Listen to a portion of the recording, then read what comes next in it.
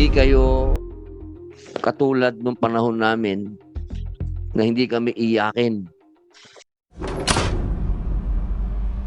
Ito po yung patungkol sa fake news. Kaya kung wala pong tumututol, i-adjourn na po namin itong pagdinig po dito sa usapin na ito para makalipat na po tayo sa isang usapin. Baka meron po kayong gustong idagdag, kahit sino po sa inyo. Sige po. Salamat po, sir. Meron po kayo? Meron po, sir? Sige po.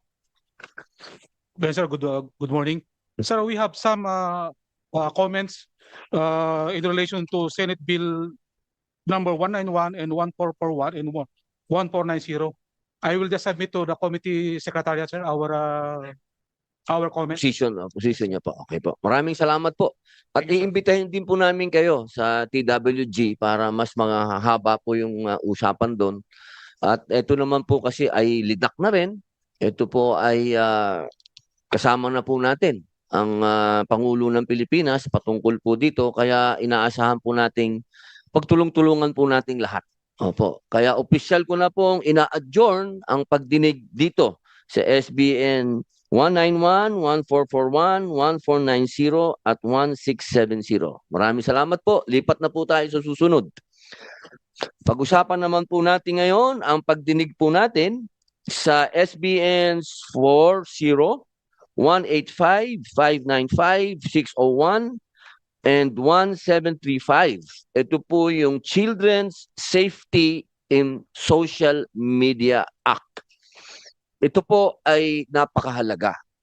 Dahil narinig nyo po kanina, nabanggit na po ni Senator Idol Raffy Tulfo, yung mga patungkol po sa mga bata na nasa cyberbullying at yung iba, meron na po siyang nabanggit na 7 bata na nagpakamatay pero mas marami pa po doon. At hindi lang po yan.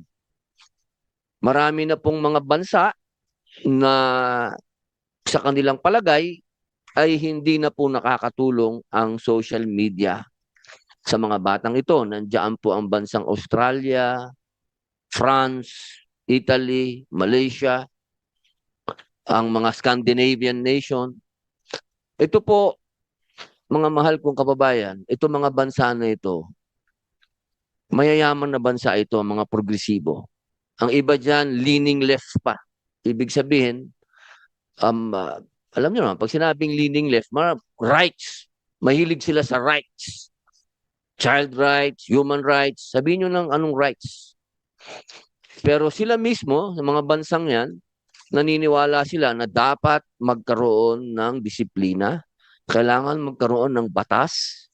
Kailangan magkaroon ng tinatawag nating regulation sa paggamit ng mga bata ng social media. Kaya ito po ang dapat natin pag-usapan at hihingin ko po ang bawat isa sa inyo, sa bawat isang ahensya, sana magkaroon na lang po ng bawat ahensya ng isang tagapagsalita dahil masyado tayo tatagal. Kung lahat po ay magsasalita, bawat isang ahensya magbigay na lang po ng isang pahayag. At kung kayo po ay pumapayag o hindi, kapag ka hindi po, oo, meron lang po kayong ilang minuto para magpaliwanag. At ito pong bagay na ito, ang hinihingi ko po sa inyo, isipin po natin yung mga bata.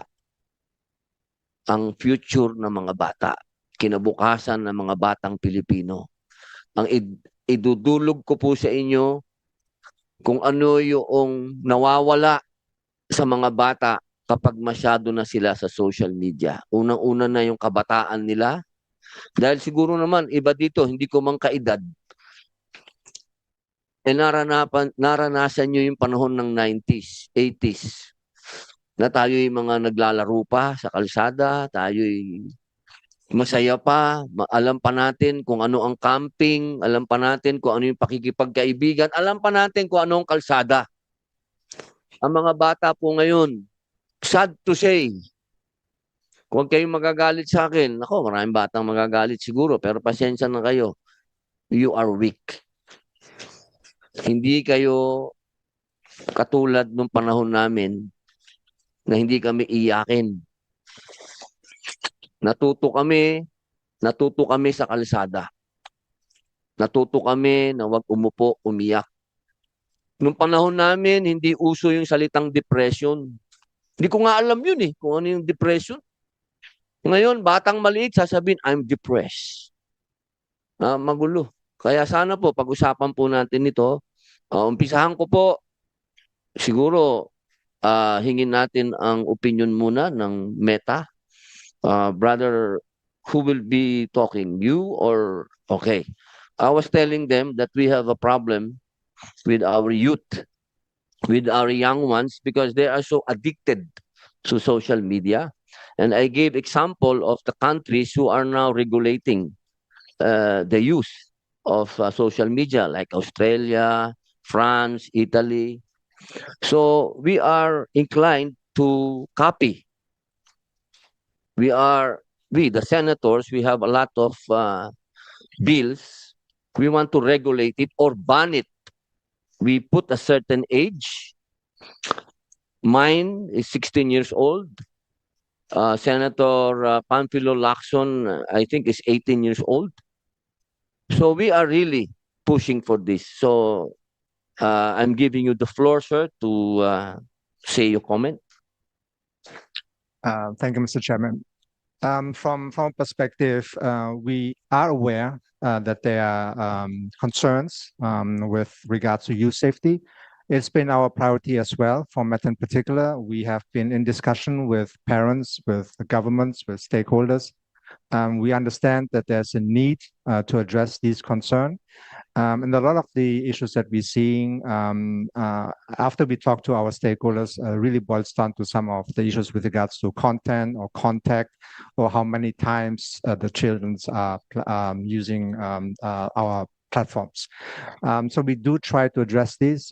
We launched what we recently called teen accounts, and I can go a little bit into details on teen accounts. But overall, what we're trying to say is that this is a process of improvements. I'm here as well in the Philippines to listen to stakeholders here, to communities.